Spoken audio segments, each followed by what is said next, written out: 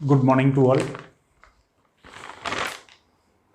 अभी सुबह के 5 बजे हैं। मैं आपके सामने 5 क्वेश्चन, मोस्ट इम्पोर्टेंट क्वेश्चन लाया हूं जो हर एग्ज़ाम के लिए इम्पोर्टेंट हैं और ऐसे क्वेश्चन मैं हर बार लाता रहूँगा।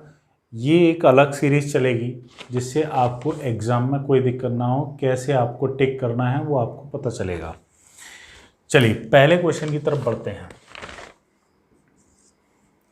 पहला क्वेश्चन है, यदि 334 545 into 7p जो संख्या है 3340 से विभाज्य है तो p का मान बताना है। पहला ऑप्शन दे रखा है 2, दूसरा 4, तीसरा 3 और चौथा 1। चलिए देखते हैं जरा। मेरा है 334 इंटू 545 इंटू 7p और डिवाइड किससे करना है 3340। तो ये तो कंफर्म है कि ये इससे 10 टाइम्स कट जाएगा और 10 टाइम्स कट जाएगा। ये नीचे 10 है यानी मुझे इन दोनों को मिलाकर क्या बनाना है 0। 0 हट जाएगा तो ये परफेक्टली डिवाइड हो जाएगा। क्लियर है। अब 0 देखो 2 रखने पर भी बनता है, 4 रखने पर भी बनता है। p की जगह पर 2 रखूँगा, 2 पंजे 10 हो जाएगा जो कट जाएगा। p की जगह 4 रखूँगा तो 4 पंजे 20 होता है तो ये भी कट जाएगा। तो 2 रख सकता हूँ, 4 रख सकता हूँ, ये नहीं रख सकता। 1 रखूँगा तो नहीं होगा। क्लियर है यहाँ तक। लेकिन मुझसे पूछा क्या है, p का न्यूनतम मान। न्यूनतम मान क्लियर है। तो न्यूनतम मान में हम 4 को आंसर नहीं लगाएंगे। किसको आंसर लगाएंगे, हमें पूरा मल्टीप्लाई करने की ज़रूरत नहीं है। क्लियर है यहाँ तक, कोई डाउट। क्वेश्चन नंबर सेकंड है। क्वेश्चन नंबर सेकंड समझते हैं।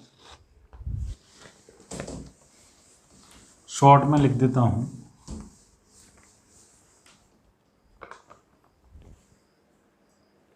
क्वेश्चन नंबर सेकंड है 5e9 plus 2f8 plus 3g7 equals to 1114 है। तो f का अधिकतम मान क्या होगा देखते हैं जरा। अगर मैं 5e9 है, 2f8 है, 3g7 है, इन सबको ऐड करने पर कितना आता है 1114। इसके ऑप्शन है a है 8, b है 9, c है 7 एंड d है 5। क्लियर है। तो देखो जरा यहाँ पर 9 और 8 17 और 7 24 की 4 2 कैरी 2 तो यहाँ आएगा, ये तो कंफर्म है। क्लियर है। 5 और 2 7 और 3 10। देखो यहाँ पर 1 आ रहा है, 5 और 2 7 और 3 10 यानी 1 कैरी यहाँ पर आएगा। अब वो कैरी कहाँ से बनेगा देखिए। अगर मैं f की वैल्यू 8 लेता हूँ तो 8 और 2 10, तो इनमें से एक की वैल्यू 0 रखनी पड़ेगी। अब मैं इसकी अगर 0 रख दूँ, इसकी अगर मैं 1 रख दूँ तो देखो जी बन जाएगा 8 और 2 10 और 1 11 की 1 कैरी ओवर दिस वन। तो f की वैल्यू 8 हो सकती है। अगर मैं इसकी वैल्यू 9 रखूँ, देखना ज़रा 9 रखूँ तो इसकी वैल्यू 0 रखनी पड़ेगी, इसकी वैल्यू 0, क्योंकि 9 और 2 11 हो जाएगा, 11 का 1 आएगा, 1 कैरी ओवर आएगा जी। तो मैक्सिमम वैल्यू पूछी है तो आंसर हमें क्या टिक करना है 9। क्लियर है यहाँ तक। तो कुछ क्वेश्चन ऑप्शन से ही लग जाते हैं। जैसे क्वेश्चन नंबर 3 है। क्वेश्चन नंबर 3 भी देखते हैं। 4 लगातार, ये क्वेश्चन कहता है 4 लगातार विषम संख्याओं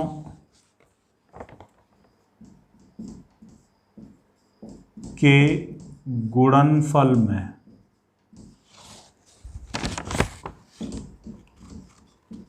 क्या जोड़ा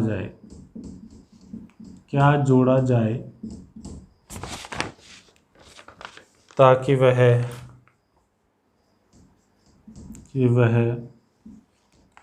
पूर्ण वर्ग बन जाए, परफेक्ट स्क्वायर बन जाए। 4 लगातार ऑड नंबर्स का मल्टीप्लाई करना है। क्लियर है?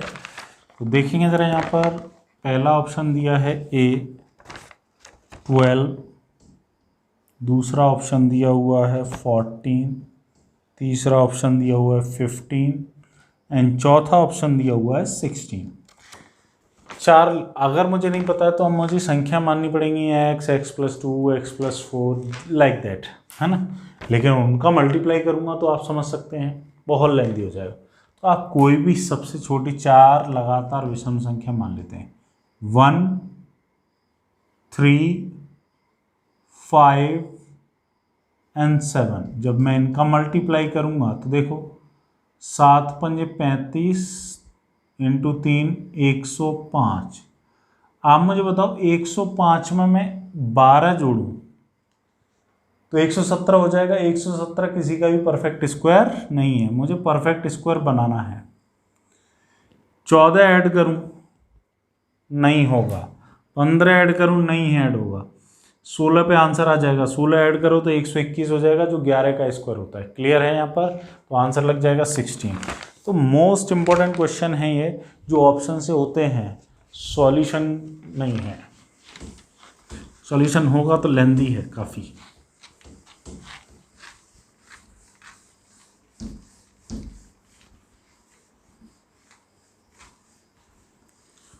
क्वेश्चन नंबर 4 देखते हैं। Question number 4 most important question है। ये कहता है कि यदि x + 7954 × 7956 एक पूर्ण वर्ग संख्या है, परफेक्ट स्क्वायर नंबर है, तो वैल्यू बतानी है x की, तो x का मान बताना है। देखो इस क्वेश्चन को 2 तरीके से रिप्रेजेंट किया जा सकता है। एक तो ये, दूसरा है मैं अगर ऐसे बोलता ये 7954 और 7956 के गुणनफल में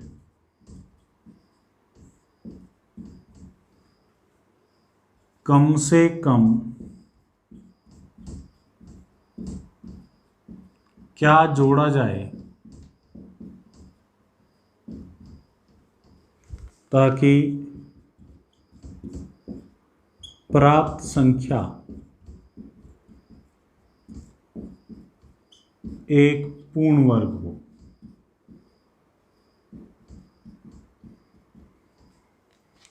What least number is added to the multiplication of 7954 and 7956, then the resultant will be a perfect square number. Clear है? तो ये ऐसे क्वेश्चन आते हैं। अब इसमें ऑप्शन दे रखे हैं, देखो जरा यहाँ पर ऑप्शन दे रखा है 1, दूसरा ऑप्शन दे रखा है 16, तीसरा ऑप्शन दे रखा है 9 और चौथा ऑप्शन दे रखा है 4। तो ऐसे ऑप्शन दे रखे हैं। क्लियर है? तो इसका तरीका क्या है, इन दोनों का मल्टीप्लाई करो, मल्टीप्लाई करने के बाद भाग विधि से हम परफेक्ट स्क्वायर निकालते हैं, तो उससे निकालना पड़ेगा तब पता चलेगा। क्लियर है? लेकिन इतना टाइम है नहीं, तो देखेंगे ज़रा यहाँ पर एक डेरिवेशन समझते हैं। एक डेरिवेशन समझते हैं। मुझे इन दोनों का मल्टीप्लाई करने में बहुत टाइम लगेगा, लेकिन अगर मैं बोलूँ कि अगर ये क्वेश्चन ऐसे होता 2 × 4 + x एक पूर्ण वर्ग संख्या है, क्वेश्चन तो वही है। मैंने ऐसा क्यों बोला? क्योंकि इन दोनों के बीच में भी 2 का अंतर है और इन दोनों के बीच में भी 2 का अंतर है। बात तो वही है। ऐसा हर नंबर के साथ होगा। देखना जरा, जब मैं बोलूंगा 8 + x, तो यहां पर x का मान कब आएगा? x का मान क्या आएगा पूर्ण वर्ग बनाने के लिए? तो आप बोलेंगे 1, क्योंकि 8 और 1 9 होता है, 9 होता है 3 का स्क्वायर। क्लियर है? देखो हर एक में 1 आएगा। कोई भी दो जिसमें 2 का डिफरेंस हो, यहाँ 2 का डिफरेंस है तो 2 का डिफरेंस। 3 × 5 लो तो ये 15 है, 15 में 1 जोड़ना पड़ेगा तभी एक परफेक्ट स्क्वायर नंबर बनेगा। क्लियर है? अगर मैं 7 × 9 लेता हूँ तो ये हो जाएगा 63, इसमें 1 ऐड करोगे तब ये आएगा 64, जो 8 का स्क्वायर होता है। तो बस वही है। तो इसने पूछा x का मान क्या होगा, तो x का मान तो 1 आ जाएगा। 1 ऐड करने पर ही परफेक्ट स्क्वायर नंबर बनेगा। तो इसमें ऑप्शन ही दे रखे हैं, ऑप्शन दे रखे हैं।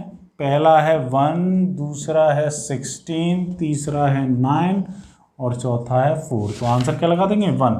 जब भी 2 का अंतर होगा तो 1 आंसर क्या जोड़ा जाएगा? 1।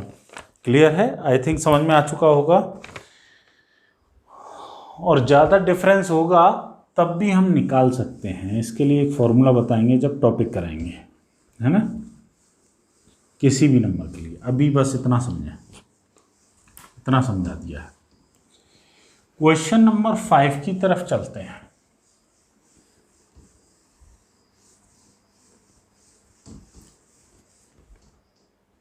क्वेश्चन नंबर 5 क्या कहता है? आज की सीरीज का लास्ट क्वेश्चन है। क्वेश्चन आपको ठीक मिलेंगे।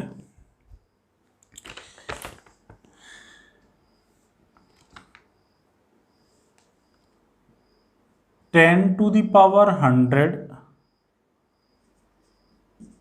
को 5 टू द पावर 75 से विभाजित करने पर भागफल, आंसर बताना है। डिवाइड करने के बाद भागफल है। क्लियर है? ऑप्शन लिख देता हूं जिससे आपको आसानी रहे। 2 to the power 25 × 10 to the power 75, 10 to the power 25,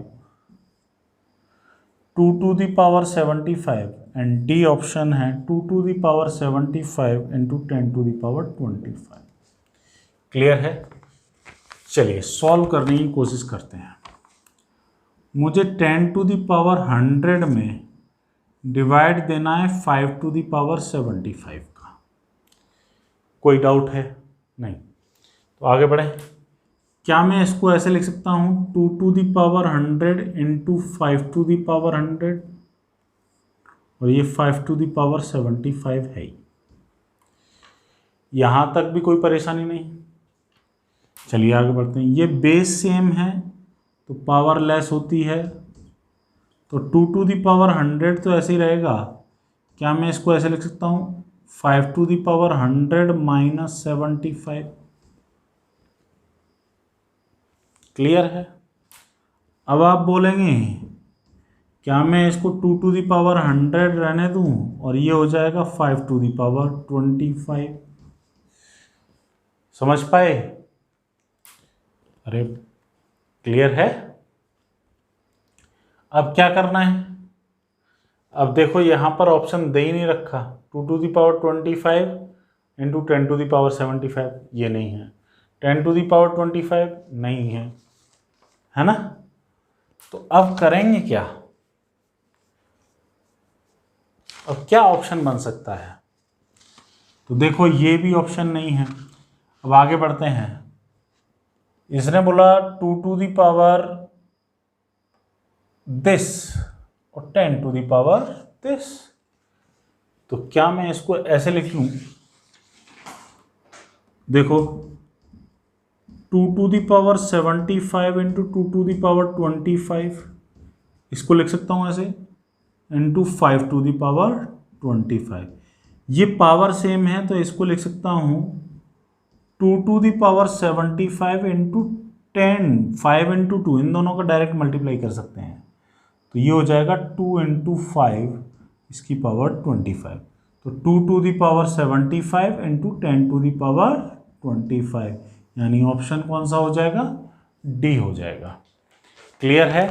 इसके लिए आपको घातांक और करणी के कुछ नियम आने चाहिए। नियम ये कहता है कि a⁻m हो और b⁻m हो, तो हम इसको लिख सकते हैं a इंटू b⁻m। क्लियर है यहाँ तक। तो ये पता होना चाहिए बस। अगर a⁻m हो, a⁻n हो, ये बेस सेम है, मल्टीप्लाई में पावर ऐड हो जाएंगी। ये कुछ बेसिक रूल हैं जो पता होना चाहिए। इसमें ये वाला रूल लगा है। ठीक, ये क्वेश्चन नंबर था 5। चलिए आज के लिए इतना ही रहने देते हैं, ये 5 की सीरीज चलेगी। नमस्कार। तब तक के लिए रिवाइज करेंगे अच्छे से, यही क्वेश्चन आएंगे। नमस्कार।